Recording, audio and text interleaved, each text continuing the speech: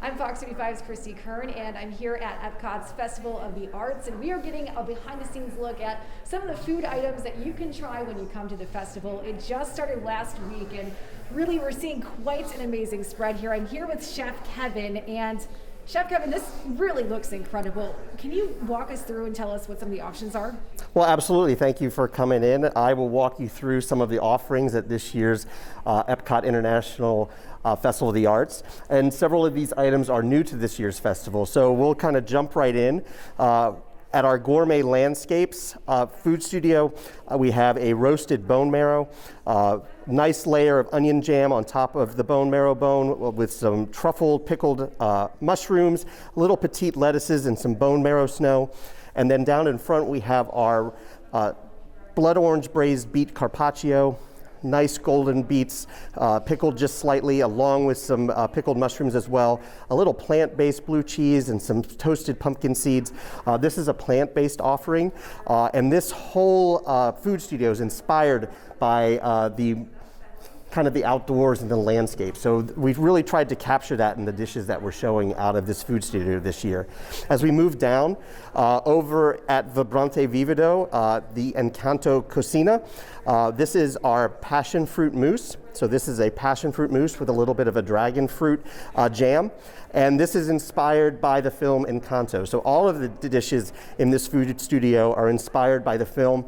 We were given a listing of items that were going to be in the motion picture and some ingredients, so we really had some fun playing with this and coming up with dishes that were really truly inspired by the film. Over in the artist table, we have a new version of our seared scallops. We've had seared scallops before, but we decided this year to give it a facelift and really kind of showcase the American fine dining movement. So we have a vanilla butternut squash puree, a brown butter cauliflower puree, and then some really nice decorative elements with some brunoise butternut squash and a black lace tuile just to really make the dish pop. We move over to our deconstructed dish. This food studio has been at the festival pretty much since we started, and we have a new item this year. So this is our deconstructed French onion soup. This is kind of a fun play on this dish. So we start out with the bread component of a savory bread pudding. We have some different versions of onions, caramelized cipollini onions, shallots, roasted red pearl onions. And then what makes this dish really unique is that the beef broth is encapsulated inside a ravioli. So when we crack into that ravioli, the beef broth kind of spills in, and you get all of those components of the French onion soup as you go through the dish. And then down on the end, we have a few new dishes as well. Over at the Pastoral Palette, this is our wild boar cassoulet. So a white bean cassoulet with a house-made wild boar sausage and an arugula pistou. And then in the back are Decadent Valrhona mousse. So this is a dark chocolate mousse with a cassis center, a really rich and just chocolatey dessert. And all of the desserts out of our Decadent Delights are inspired by the Art Deco movement. And no trip to the festival would be complete without some of our wonderful beverages, and our team has done a great job creating some new items this year. Also out of our Deconstructed, we have our Deconstructed apple pie a la mode. So it has a cinnamon apple gelato on the bottom, gets topped with a little apple pie filling, some streusel, and then finished with a Three Daughters spiced apple cider, non-alcoholic, and then a couple great beer offerings, including the Brooklyn Pulp Art out of our Pop Eats food studio, a nice hazy IPA in the can. Also was inspired by that pop art movement that kiosk really tries to embody. And then a couple other wines as well, and that is a full trip around this year's festival. Wow, it really is a lot. It seems like there's something for everybody and a little bit of everything. What goes into putting this all together? Because not only does it look incredible to eat, but the presentation is just amazing on this. So what does it take to put all of this together? So we have a very talented team of chefs and culinarians that really spend a lot of time working on these dishes, coming up with the ideas, and then executing them out in the food studios. So without all of the team, there's no way that we could pull all of this off for this festival. And we really work hard to try to provide those unique experiences for our guests, but also for our culinary cast.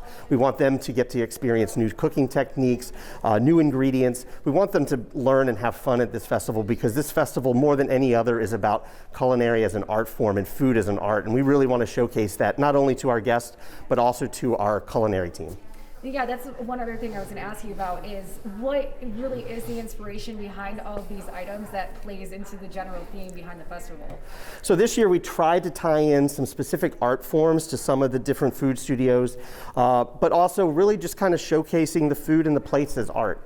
And we really want to showcase that to our guests. And I think we've done a fantastic job this year of really giving a unique variety of offerings to our guests. And I think they're beautiful. They look like works of art in many cases, and in many cases they're just simply inspired by a work of art, whether it's a motion picture like Encanto, or whether it's something like the kind of an old world cooking technique inspired by an old world art form in Europe. So we've done a good job of really trying to create some dishes that are both inspired by art, but are art themselves. And for you as a chef, I'm sure obviously very experienced as a chef, how much do you think art plays into food as it is and putting these presentations together? I think as a chef, and I think any chef would tell you this, that we really look at food as art. And from every plate, whether it's simple or whether it's very elaborate, what we put on the plate is passion. Right? We're very passionate about it, just like any other artist, a musician, an actual visual artist. They're all passionate about their art form, and so are we. So we put every bit of our heart and soul on a plate for our guests to see, and I hope that this year's festival, our guests can see that when they come to visit. Great. A couple other questions for you really quickly. First would be, if you had to pick a favorite out of these, what would you say? If I had to pick a favorite, I'm going to go with the bone marrow. I love bone marrow. I'll be honest. I think it's outstanding that we are able to put this out for our guests at a food studio in a festival. This is something you might see in one of our signature dining locations. So the fact that we're able to do this and provide this for our guests, I think is great. And it's one of my favorite items. I would order this in a restaurant. I would certainly order it at the festival as well. Gotcha. Okay. And then for people who are at home looking at this and watching this and seeing how good this all looks and can't wait to come see it and try it in person, where can they find the items?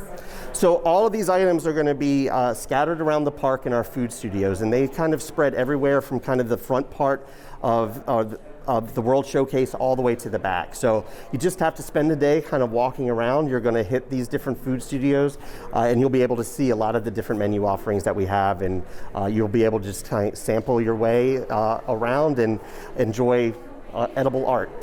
All right, Chef Kevin, thank you so much. Thank you. We are, of course, getting this behind-the-scenes look, and a little sneak peek of what you can expect when you come. Again, the festival started last week, but you do have until February 21st to get here. We'll put all the information up on our website. It's fox35.com.